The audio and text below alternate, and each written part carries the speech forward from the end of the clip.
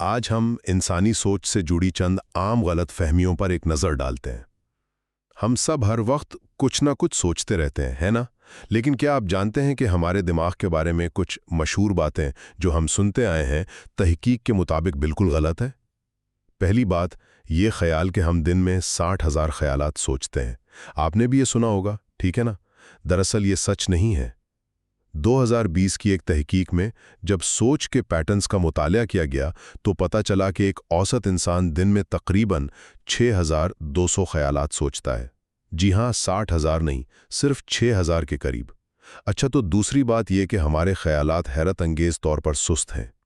हमारा दिमाग शऊरी तौर पर मालूमात को सिर्फ 10 बिट्स फी सेकंड पर प्रोसेस करता है।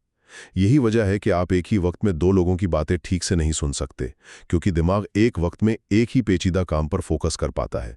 और आखिर में वो सबसे मशहूर बात कि हम अपने दिमाग का सिर्फ 10% इस्तेमाल करते हैं, ये भी बिल्कुल गलत है।